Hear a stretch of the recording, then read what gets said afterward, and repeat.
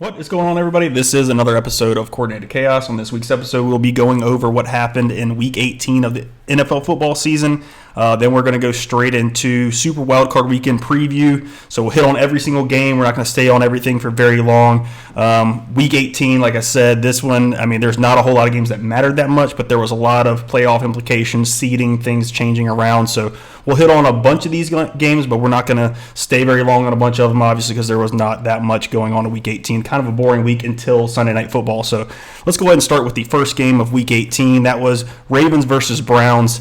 Obviously, the biggest part of this game was the fact that the Ravens just wanted to win their division. Obviously, they were competing against the Steelers in that regard, which they ended up playing later on Saturday. But the Ravens get the job done. Browns were not trying to win whatsoever. No. They started the game with Bailey Zappi. He was terrible. And he got pulled in three snaps. He did get super pulled.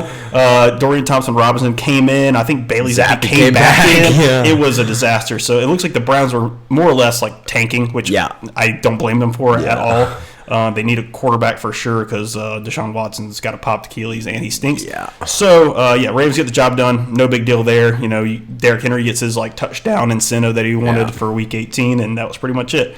Next game, Bengals versus Steelers. This one was a little bit more interesting. Did you get to watch any of this game? Not really. I saw the score and that it was closer than it should have been. Yeah, it was it felt like the Bengals were really controlling the game most of the time there for the most part.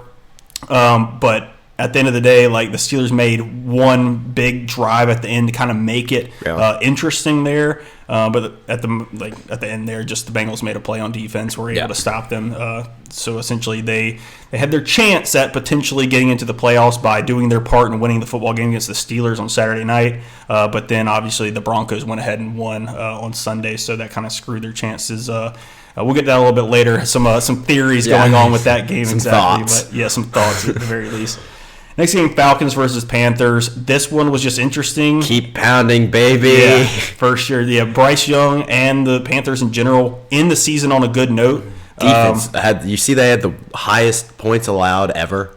Really? Yeah, by 1 point. It was the most points allowed in the season ever. That's pretty wild. And honestly, for them to win that many games, I know, they with won that 5 being a games. statistic, that's still pretty impressive. Yeah, Bryce Young, once again, to reiterate, the benching worked for the most part. I think he's kind of re-energized. Obviously, he's still a young quarterback, still going to make his kind of young guy mistakes, but just the stock is pointing up for him in the squad in general. Did you see the video of him doing the throwing the pass and then turning around? That was sick. That was his little Steph Curry type moment. I'm sure Steph Curry's probably going to tweet about it if he hasn't already. I wouldn't doubt, but because he's obviously a Panthers fan. But that was a big win for the Panthers. The Falcons. They're in a weird spot. The Panthers? No, the Falcons. Okay, the Falcons. Because they have Kirk. Didn't work out. Yeah. I don't know if Penix is the man. They have talent. Bijan's pretty good. Yeah, they're kind of in win now mode, even though they definitely need some pieces on defense. Yeah, their defensive line stunk pretty much all season long. But I think Penix is a good player. I think he's young. He's gonna make his rookie mistakes like he did. He missed some throws here and there, but the throws he does make, he's got zip on it, and it's pretty accurate for the most part. He's hitting people in stride, so that's a good thing. But I did see a report earlier today that the Falcons say they want to keep Kirk on as, I guess, a backup moving forward. That's and an expensive I don't know, backup. it's a very expensive backup. But if anybody knows the importance of backups, it would be me as an Eagles fan. You can get as far as you want to in the playoffs, and then you need somebody. You need somebody if somebody goes down. So it would make some sense. And obviously, the year after an Achilles is much better. So maybe he has room to actually get more healthy and be better in coming seasons, even though he is older. I think a lot of his mechanical throwing issues were because of him just and if you're not comfortable, you're just not exactly. the same. So I think it was all related to just lower body stuff with his Achilles. So. But Falcons lose the game, so they lose their chance at even getting a chance at going into the playoffs here. Didn't really matter because the Buccaneers ended up winning as well, so they were going to get it no matter what. Let's go into the next game, Commanders versus Cowboys. This game was a lot closer than probably people anticipated it to be. I really thought the Commanders would come out, get the job done, rest the starters in the second half, and just didn't exactly work that way. Honestly, Micah Parsons and that defense were really getting after the Commanders in the first half, and I think that had a lot to do with Tyler Biadasz. He was the starting center for the Commanders, former starting center for the Cowboys, and he was out in this game, and Micah Parsons was blitzing from the A gap and coming through the A gap like it was his job, and he was just crushing this backup center guy. And so he was just what like best defensive player in the world. Yeah, at you, they're like, I'm the weakest link here. Yeah, everyone knows I'm the worst. Yeah, tough scene for that guy. That sucks. But yeah, essentially, the Commanders ended up having to essentially like bench most of their starters anyways, even though the game was still in the balance, because they're like, we just can't get people hurt. Like, we're going to be in the playoffs. Let's just get these guys out of here. They ended up still winning the game eventually. So that was just good for them, I guess. They kind of like secured their seeding in the playoffs. But next game, Bears versus Packers. Once again, this was an interesting one. We thought Packers would come out in the first half, starting their starters, get the job done. Like, none of that happened. Like, honestly, there were so many one-score games. Weird week. It was very weird. Like, whatever you thought was going to happen just didn't end up happening. It was really interesting. But, yeah, Bears end up winning this game. First time in 11 years. Week 18 didn't matter to them, but it mattered to the Packers technically. Which makes them go to the 7 seed, which they're going to play the Eagles now, which is not a great draw for either team, really, if I'm going to be honest. And Jordan Love plays in this game, kind of hurts his elbow / hand, so it was like almost like a nerve type injury where like he said his hand was numb and he like really couldn't throw the rest of the game. So Malik Willis ends the game for them, as well as the fact that Christian Watson tears his ACL in this game. Yeah. So he's going to be out for the playoffs. Obviously, it's a big help to Eagles. Yeah. The Eagles for sure, because I was just telling you before the podcast, he's by far their most explosive 100%. Playmaker on offense, just because he can just really take the top off the defense, and he's like 6'4". So yeah, the Bears are in a weird spot too, because they're 5-12, and are they 5-12 or are they 6-11? I want to say 5-12. I think they are too, because they're 5-12 and the Panthers are 5-12. Are so different because they had so much like, man, you got Caleb Williams and this whole offense, and they were 2-0. The best weapons for a rookie quarterback we've ever seen. 2-0 until the guy turned around on the Hail Mary, and then they went like... No, they were 4-2 in that half. Yeah. They were 4-2 and then lost every game since until this week, which is crazy. They went 0-10. Yeah, that's until so crazy. You're like, what? Yeah, I mean, and that's the thing, like, before the season, like, I guess that's just something to, like, keep in mind for, like, next season is the fact that, like, it doesn't really matter how good your weapons are, how good your offense looks on paper. Head coach absolutely matters. Play caller absolutely matters. Doesn't matter if you have a generational talent and Caleb Williams coming into your team. All this stuff is like in play, and if none of it like mixes well, then like you got a bad season. Well, and also like the first 6 weeks like can kind of be a fluke. Oh, like, yeah, no, for sure the first 4 games is like the preseason now that it used to be. Because you look at the Saints. 2-0. They were rocking. Yeah. And then... and it just imploded for sure. Crazy stuff. So, next game, Eagles versus Giants. Nothing really on the line here. Eagles get the job done. Tanner McKee looks good in this one. Third-string backup quarterback. Solid. Yeah. Solid. I mean, like, honestly, like, I think he's better than Kenny Pickett. I think I said that on the podcast last week. Yeah. He just, like, he gets the ball out of his hands quick, and, like, he's a guy that's going to like operate the offense at the very least. Like he's not, if the play breaks down, he's kind of screwed because he's like 6'6". He's just like lumbering guy. Like he's not running at all, but like he's got a really good arm. He can really spin it. But for the most part, they beat the Giants. Giants probably didn't want to win this game anyways, just for like draft stock and whatnot. So give Malik Neighbors some help. They did report, or John Mara, I guess, reported to put it out there that Joe Shane and Brian Daboll are coming back next season, which I think is the best thing I've ever heard. Yeah. Like I think they both stink at their job. So it's just another good thing for the Eagles going forward in the division. Yeah. So, and there's still rumblings that maybe Mike McCarthy comes back as the head coach of the Cowboys too, which is another piece of great news for the Eagles as well, and the Commanders, because I think the Commanders are also on the up and up for sure. So next game, Buccaneers versus Saints. This one was way more interesting than we thought it would be once again, like all these other games we've been talking about. Saints were up like most of the game, actually, and the Bucs were like, all right, guys, let's kind of get it together. Lock it in. Yeah, let's lock it in. Mike Evans is trying to get his 1,000 yards. Correct. Yeah, they force-fed him at the end of that game to get that done. They really could have just kneeled on the ball, but they went ahead and passed it to get his little incentive there. That was very interesting. I mean, they celebrated like they won the Super Bowl, which is so funny. Well, I saw 3 of his, 11 seasons or whatever. He had less than like 1,015 yards. Yeah. Because you know he's short, and they just try and get it, and then they're like, sure. all right, You're like, all right, get out of there. Yeah, Yeah, for sure. Impressive, for sure. Impressive numbers. Yeah. Even if you do have to force feed it in some of the Week 18s. It's still or close. Week 17s, I guess, back in the day, and Week 16s, whatever. Yeah. But, yeah, just Buccaneers got the job done. That's all that kind of mattered. They get end to up, host. Yeah, they get to host a playoff game.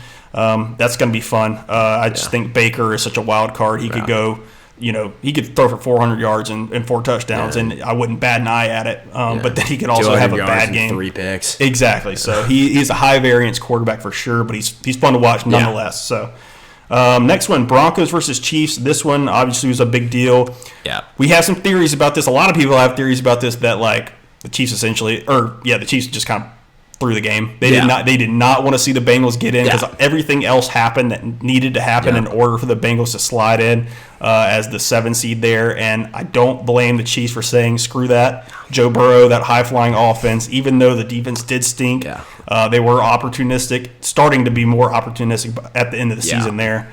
So they did not want to see that in the playoffs. Yeah, like I understand, like Mahomes and them shouldn't play. Like I get you're playing the second string Chiefs. Correct. But 38-0 is not something that would happen. Yeah, I feel like that is way too bad of a score. With an Andy Reid offense, Carson Wentz isn't good, but he's not that bad. I don't think they didn't score. Yeah, they got basically 40 piece. That's and insane. I watched this TikTok, and there were 3 plays where these dudes could have tried to make a tackle, and they kind of just let the guy score. Oh, that's funny. They just Olay. Yeah. You're like, man. Well, if I were Burrow, I'd be so mad. Oh yeah, he's probably gonna be steaming. That's gonna make for another piece of chip on the shoulder for Joe Burrow and the Bengals for the upcoming seasons. Sprinkle Bengals Super Bowl, put $10 on it for next season, just see what happens. I wouldn't, dude. That's actually not a bad idea. Yeah. Realistically, they're a few good. They can fix the defense. Yeah, I don't know what they're going to do with signings T. if you Higgins. can. I think they have to bring back T. Higgins. I think it would be a complete mistake if they didn't.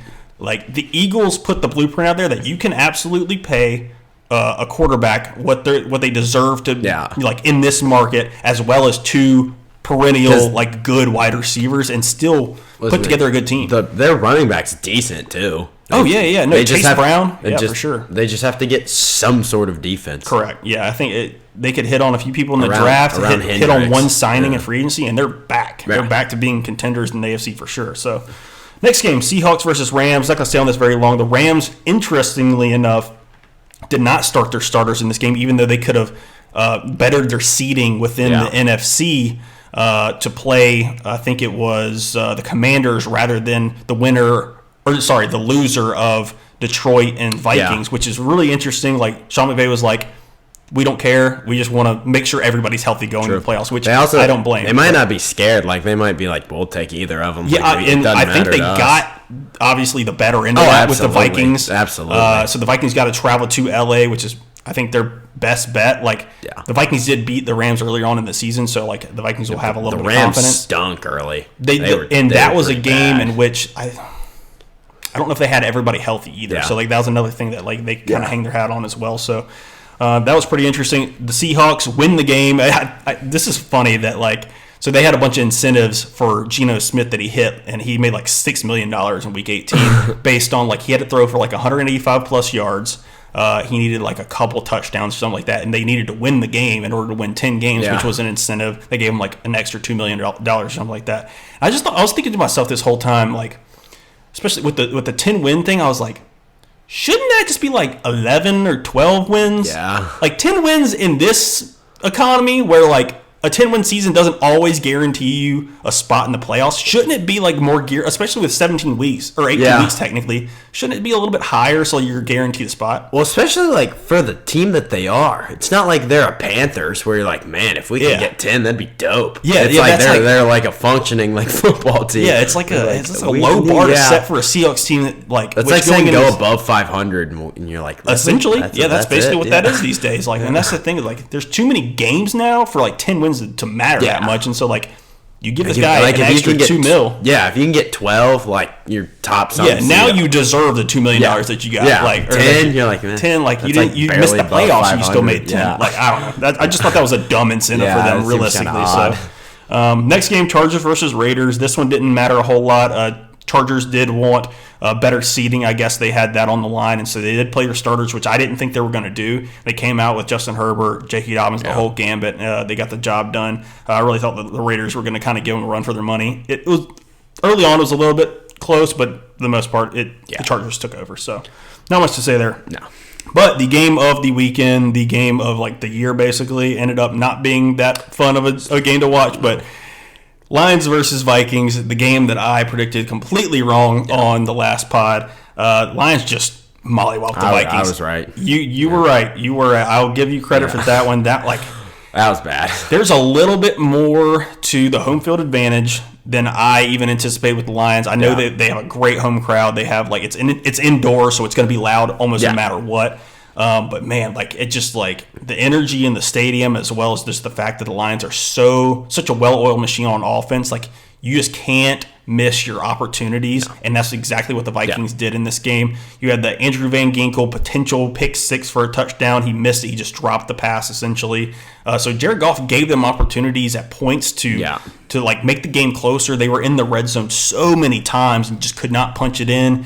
And I was telling you earlier before the pod started recording, just the amount of times that they went for it weirdly on fourth down, and it felt like they were forcing it. Yeah, they just didn't come to play. Darnold just stunk. There was no kind of dueled, and then they took out. That game was never. Yeah, it felt like the Lions were in charge and in control of that game from the jump. Yeah, as soon as they I think both teams punted on their first possession, but then I think the Vikings or the Lions went straight down, scored, and then from then on it felt like the Vikings were chasing the whole game. That felt like they like I said, the weird fourth down decisions, the inconsistency in which they were deciding to go for it on fourth, and those I don't know, if you're going to go for it fourth down in the red zone, you might as well just continue to keep doing that, make them prove they can go 90 yards on you. Well, and I think once the Vikings kind of realized they couldn't stop Gibbs, it was when it was crap, we got to start scoring because their run game is just going to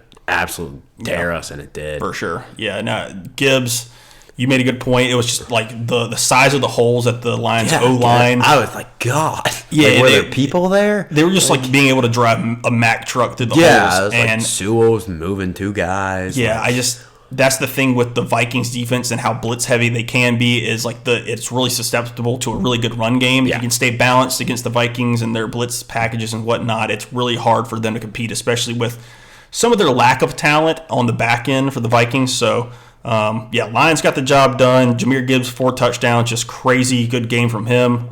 People, if anybody's playing a fantasy championship in week 18 and you had Gibbs, you won. Yeah, don't worry about it. You absolutely won. But nobody should be playing in week 18 in a fantasy championship. Anybody that does it, you're insane at this point. Sorry. Stupid.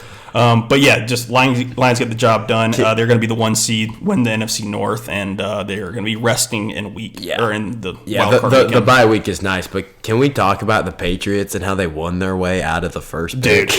Dude, back-to-back weeks. The Giants won last week, which screwed their chances at the one, and then the Patriots also did, which I just thought was dumb. Well, Joe Milton comes in, kapoof, win. Yeah. Coach gets fired. They go from pick 1 to pick 4. You're like, what? Oh, it's just that's an interesting. Not franchise. that they need a quarterback. I don't know if Drake Mason guy, but then you don't get your chance at Ward, Hunter, Sanders, or just trading out of it because you have so much leverage. You can get so many more picks in the later drafts, even potentially, or they even drop to 4, and 4's just not. Yeah, you're gonna get a blue chipper for sure. Yeah, but you would have had your pick of the litter. Yeah, exactly. I don't know. That was really bad. Super stupid. Yeah, I was shocked a little bit that Gerard Mayo got fired, but honestly, I didn't.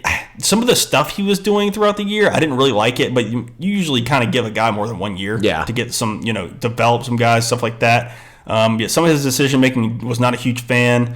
But I do like Mike Vrabel being the number one contender for being the Patriot. That just makes sense. It just fits. I feel like I would rather him stay in the AFC because I think he's a really good head football coach. So I'm not mad at that. As an Eagles fan, I wouldn't honestly. I was kind of scared a Mike Vrabel was going to get the Cowboys job, and I was like, okay, that sounds a little bit a team. Yeah, turn into an actual contender.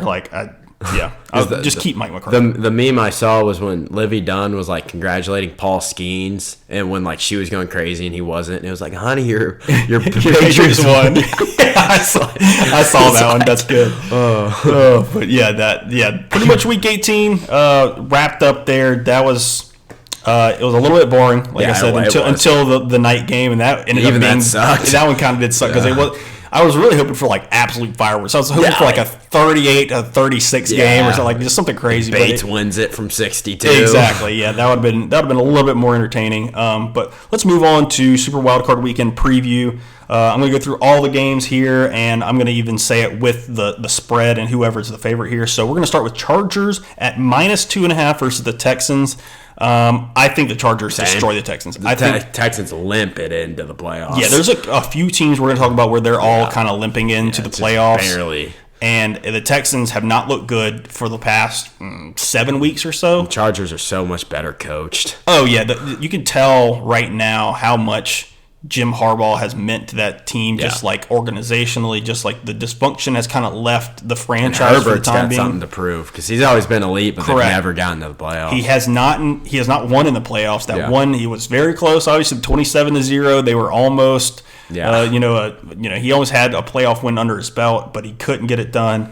It wasn't really necessarily all his fault. I mean, if your defense gives up 27 or whatever it was unanswered, it's like, okay, guys. Yeah. But like, you still got to do some stuff on offense, kind of help bleed the clock and make some big time throws. But yeah, I think Herbert's going to get his first playoff win in this one against the Texans. I think the Texans. That's a great matchup. Yeah, I think it's going to be a fun game actually. Just Herbert slinging the ball around to Lad McConkey. Yeah. He's going to get his shine in prime time. Everybody's going to be watching this stuff. So. Like for the Chargers and their record, that's so best case scenario. For sure. We get the you don't have to play the Bills. You don't have to play like Ravens. None of them. For sure. The Texans. If I'm not mistaken, the way the bracket shakes out, they would play the Chiefs in the second round, if I'm not mistaken. I could be wrong about that. I might have to check that. But either way, if they play the Chiefs in the second round, I'm not mad at that matchup for the Chargers. They always play the Chiefs tough. They do. And it's like that interdivision kind of thing. So it would be interesting. Like, I don't know. But next, if I'm going to go with, Chargers, I think, cover the 2.5, by the way. I think so, too. If that's the case. I think so too. Ravens -10 versus the Steelers. I'm taking that too. Yeah, I think I'd take the Ravens -10. Steelers can't score. Steelers can't score. They're limping into the playoffs, like we just said about the Texans. I think it's Lamar's got like a chip. The playoffs has got to be his because that's the one thing he hasn't done. Correct. And I think the Steelers are just one of those teams that are just in the way right now. Like I personally don't think they have a real chance of winning the football game. It's going to be in Baltimore. It's going to be a tough environment. Yeah. The Ravens are just the better team. Henry's finally got a chance on a good team to do something. Yeah, good. Exactly. He's going to be super motivated to get back to where, he was in the heyday with the Titans when they were making runs and whatnot. I think the Ravens destroy them. Bills -8.5 versus the Broncos. Taking the Bills there, too. The Bills, for sure, like, money line, no ifs, ands, or buts about that whatsoever. Yeah. I think the Bills win the ball game. 8.5 is kind of a lot. I think the Bills can cover it. I think so. I just feel like Josh Allen also has something like that. Both those teams are going to want to beat the brakes off of like whoever. But also, if they start doing that, then Allen gets like pulled, and then the backdoor cover is a possibility because that like. Especially if you watch the Broncos games this year, like Bo Nix, like he does not stop, he does not slow down, like he's going to go for it. He doesn't like. He is going to go all out, all effort. So I think there could be a potential for a backdoor cover if, like, for some reason there's like kind of like a big time lead that, like you said, they start pulling people. But I don't know. I like the Bills. This one I would definitely bet money line, but I don't know if I'm going to go with the. Would you say the Bills' weapons are better than they were last year? In totality, yeah. Because I don't think it's as top heavy as it was. It was all Stephon Diggs, and then they didn't. Now they have more players. I guess they did still have James Cook last year, but he's been better this year. He's just more seasoned once again, and then they have more options. Like when you got that, and it's like that like basketball team or starting five type of analogy where you got like Khalil Shakir, who's like a shooting guard. Yeah. You got Coleman's like the Coleman's like a center. You got Amari Cooper, who's like a nice like small forward. Like they got all the little pieces of like a wide receiver. Like Mac Hollins is a big boy, and he can really run too. So like they got a lot of pieces out there. Dalton Kincaid, Then they got Josh Allen, they just have a baller. And they got the cheat code in Josh Allen, which he could run for 50 plus yards and run for 2 touchdowns. There's nothing you can do about it because he's 260 pounds and 6'6". So he's a handful to deal with, obviously, and I think they obviously win. I'm rooting for the Bills. I enjoy pulling for the Chiefs, but I'm always like, come on, get them once. It's their turn. I don't blame you there. I'm a big Josh Allen fan. I love him. I hated the past few years, these narratives of him, he just can't get it done. He's not that good. He turns the ball over too much, and then this year he comes out and he doesn't throw interceptions anymore, and he's just really turned into a very, very good player, obviously, and I think he's been one for a while, but just sometimes with turnovers, they're a little bit fluky to the point where if you don't throw enough, it's are you even taking enough chances to really go out and win these ball games the way they should be won? So for me, interceptions are not always the end all be all for a quarterback. Well, and then he's kept the Bills the Bills were pretty. Other than him, were pretty bad for a fair amount of years, and it was just it's Josh Allen show. Yeah, and that's why for me he's my MVP for the season. Absolutely. It's just because I think the impetus of the MVP conversation is if you take that guy off that team, they would be terrible. We're talking 2 wins. Yeah, a 2-win team, 3-win team max. Yeah. I'm not kidding. They would be terrible. Yeah, if you take Lamar off, that team still wins some games. Yeah, let's just say, for example, you put Tyler Huntley in as the backup for the Ravens. They probably win 7 games. Yeah. I don't know. They're going to miss the playoffs, obviously, because Lamar Jackson definitely makes up the difference between that. The Bills would suck. The Bills would be terrible. They'd be the their worst defense team in is the already league. really bad. Yeah. The threats wouldn't be able to do anything because they couldn't get the ball. Yeah, they'd be able to stop James Cook. Yeah, the reason they are good is because Josh Allen is the court. That is the MVP case in a nutshell. So I think Josh Allen's the MVP for sure. Same. And I know Lamar Jackson's stats look better right now and whatnot, but it just, to me, Josh Allen's the guy. He deserves it. He deserves all the praise that he's going to get. Most valuable player, not the best stats. Correct. Next game, Eagles -4.5 versus the Packers. Packers come to Philadelphia, like we said earlier before. Jordan Love dealing with a little bit of an elbow thing. If you're not going to, I think I'd go Eagles. Yeah, I'm picking the Eagles. I think they actually cover as well. I think so too. I think there could be a potential for a decent, a big time, not big time margin, but I'm talking 10 plus points. I can see that potentially happening, especially if you get them early. Yeah, if you get them early and often, and then the Eagles can just run. Yeah, just run the rock and just defense. Exactly. I think that you can be in trouble. The Eagles will put you in a tight spot when it comes to that, especially when, like I said, Christian Watson's going to be out. That sucks. Vic Fangio is going to be able to condense that offense to just dink and dunk center. And Jordan Love has been a little bit inaccurate this season. He's been missing some throws he probably should, and so you give a few of those opportunities where he misses some stuff he's going to normally hit, and you don't have those explosive elements in your offense. It's going to be a rough day, I think, at the office for the Packers. There we go. Yeah, pretty much. Like I said, Eagles. I think they cover. So that one's going to be. It'll be a fun game, though. I think, just in general, just because. Because Jordan Love also last year went to Dallas and beat the brakes off of them. He did. I was listening to a podcast, and this guy made a really good point. He was that last year it felt different for the Packers because they had a 6 or 7 game winning streak going into the playoffs. They had all this momentum. They were hot as hell going into the playoffs, and they went in and smoked the Cowboys. The thing with the Packers this season is they had that 6 or 7 win streak early on in the middle of the season, and that's true. Since then they've been 2-2, and it's been a little bit the stock's a little down right now. I wouldn't say they're limping into the playoffs, but they did lose to the Bears and they did play their starters, so I mean maybe you would say that, but I think it's a little bit more negative than positive going into the playoffs for the Packers. So next game, Buccaneers -3 versus the Commanders. I think that's the best game of the. This is going to be for sure. Most exciting. It's going to be so fun to watch. Yeah. I'm really especially as an Eagles fan, being able to if the Eagles win, our matchup, and I get to just chill and enjoy watching Buccaneers versus Commanders. I think it's going to be really fun. I think it's going to be high flying. I don't know what the over under is. I should have probably checked that before starting, but I think it's going to be high scoring for sure. Absolutely. Jaden Daniels is a pain in the rear to defend, obviously, with his running ability, and he's been crazy accurate all season for the most part.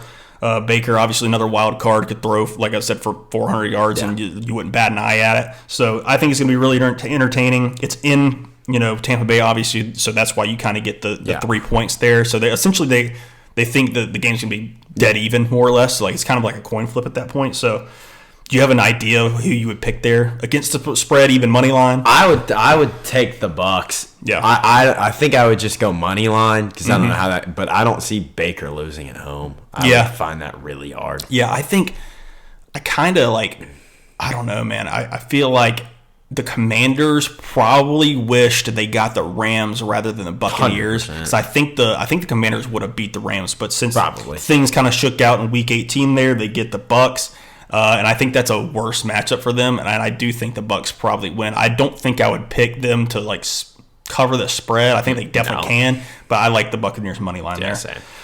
Last game here, Vikings -1.5 versus the Rams. This is a rematch from early on in the season. They actually played. I'm saying for a couple of these teams, actually, they played each other in the regular season. But Vikings did win the game earlier on in the regular season. Like I said, I don't know if the Rams were exactly healthy when this game was going on in the regular season, but it's in Minnesota. Minnesota is a tough place to play right now. I know Darnold kind of looked a little bit fluky in this Week 18 game against the Lions, and I was talking to you about it earlier on in the... It's in Minnesota? Yes. Oh, no, it's not. It's in L.A. You're right. Because they had to... You're right. It's in L.A. Sorry.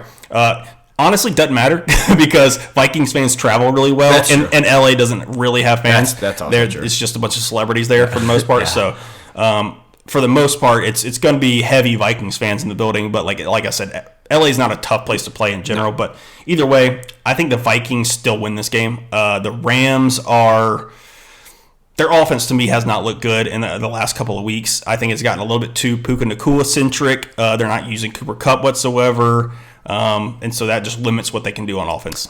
Yeah, I'm taking the Rams. I like a playoff Matthew Stafford. I don't disagree there. I think Matthew's incredible. I still think the Vikings are almost fluky. Like, there's part of me that's like, nah. Yeah. Especially with Sam Darnold, he's not someone I would bet my money on. Yeah, I mean, I bet my money on it on Week 18. They completely failed. So I don't know why I would pick to go back on the hamster wheel there with the Vikings, but at the very least, I just think the Vikings in totality right now are a better team overall. But the one thing that can change is the fact that the quarterback play is between the Darnold and Stafford, and Stafford to me is just a better quarterback, even though he's older, obviously more injury prone and whatnot, but still better quarterback for sure. So I mean, and the thing we did discuss before the podcast as well was just the fact that like this game against the Lions he just played was the worst like statistics and like passer rating, all that good stuff. The worst Sam Darnold has played since that game against the Patriots when he was with the Jets, where he was seeing ghosts. So like that probably brought up some not great memories for him, and he just probably felt terrible. Well, and I'm sure the Rams are watching that film like, well, let's figure out what happened. Let's do exactly what. Yeah, we're just going to duplicate the Lions' defensive strategy and just essentially send the house at them. That was the thing that they did, was just send pressure and like say just Sam Darnold beat us. We're not going to let anybody else beat us but Sam Darnold. So that will be the defensive game plan for everybody going forward against the Vikings. We'll see if it gets past the Rams for that. But that pretty much wraps it up for this week's episode. Do you have a Super Bowl prediction of who's going to be in it and then who's going to win it? Yeah, I'm still sticking with my Eagles. Against? I said Chiefs last week, and I still believe it. Yeah. I mean, honestly, I'm pulling, like I told you before, I'm pulling for the Bills to be in the Super Bowl. Well, I think everyone that has a team in the NFC is. Yes, I don't think anybody wants Mahomes. No, I would rather not have the Grim Reaper coming to town or wherever. Like, I don't want to deal with that again. I already have PTSD thinking about it. But like, what I will say is like the Bills, they are scary in the fact that Josh Allen could but the rest just of take over. Just not. But I just like personally, as like an Eagles fan, I think the defense of the Bills could be had. Yeah. And I think it's a situation where if you can run on a team that is not good, and the Bills' run defense is not good. Yeah. So like, if you've got the number one O line in all of football and Saquon Barkley, I like my chances there. So that's where I stand there. But I think a lot of people are rooting for the Bills once again. But the Chiefs are a team that you pull against for the sole fact that not that anyone's scared of them, but you're kind of scared of them. Oh, I don't want to play. Yeah, I would Mahomes, Kelsey, they've all been in the Super Bowl like 4 times. Like, for sure. Yeah, and they got that's the thing. Like, their blood pressure is not going to rise going to the Super Bowl. No. That's the thing. Like, and yes, I guess they're playing for like the 3-peats, never been done, so there's extra pressure there. But for the most part, like, been there, done that. Yeah, they've been there. So they've won it, they've lost it. They are the one team to me. If they make it, like if my Eagles happen to make it, that's the one team I'm scared of is the Chiefs. Like, at least I walked into that game saying we can definitely lose here. Oh, yeah. Like, I mean, you can definitely lose any game, obviously, but like for me as an Eagles fan, on the NFC side, I go into every matchup thinking I can win that game. Yeah. Just the Detroit Lions, based off the fact that their defense is susceptible. I know Darnold couldn't take advantage of it, but there was passes to be made. There was opportunities in the red zone they missed. So like I watched that game last night and I thought, does Jalen Hurts make that pass? Maybe not. Yeah. Does Saquon, hit that hole a little bit harder than Aaron Jones did? Is, the Eagles O-line better than the Vikings O-line? Yes. So, like, there's, like, things I look at throughout, weeks, and when I'm seeing, like, some of these other contenders in the NFC and the AFC, I'm thinking, can the Eagles make plays on this defense? Can the defense, the Eagles' number 1 overall defense, make plays against this offense? And I think these games are going to be really good going down to it. I think the NFC is going to be a little bit more exciting than the AFC. When it comes to just like certain matchups. Will the Ravens have to play the Bills? Are they 2-3? They've got to be 2-3. I don't know how that bracket breaks down, because then there's like certain seedings that will like, I'm not sure how it breaks down, but like, I mean, honestly, like, who would you take? If that's a matchup, I go Bills. I would too. And the Ravens destroyed the Bills early on in the regular season. Remember that? It was like week 2 or something like that. It was not good. And I think, was that in Baltimore or was that in, I almost want to say it was in Buffalo. I don't know, but either way, the Ravens destroyed them earlier and that was like one of the things that a lot of people were saying about like the MVP case of like Lamar Jackson, like he won head to head, and that is true. That's a good point. But like it's the quarterback against the defense, not the quarterback against the quarterback necessarily in head to head matchups. It's like I don't know, it's not exactly like apples to apples in that. So but going to be a lot of good football left. The playoffs are going to be fun for sure. So Super Wildcard Weekend is this weekend, and I couldn't be more excited. So that pretty much wraps it up for this episode of Coordinated Chaos. I appreciate everybody tuning in once again. Please subscribe to the YouTube and follow on TikTok. I will be once again putting my bets in of the weekend. Listen to them. Hey, look, I went 1 for 1. The Vikings one was a little bit iffy, but I did hit on the Panthers. Yeah. The Panthers, covering. I even said in my little breakdown of the video, I said I think the Panthers can win this game outright, and it happened. So I'm sort of smart, just not like super smart. But half and half. Yeah, like I'm half and half. I'm like kind of dumb, kind of smart. Yeah, exactly. But I appreciate everybody listening once again, and stay tuned for those bets at the end of the week if you want to follow along and maybe win some money. That's it. Win or lose. Yeah, win or lose. All right, we'll see you next week. Peace.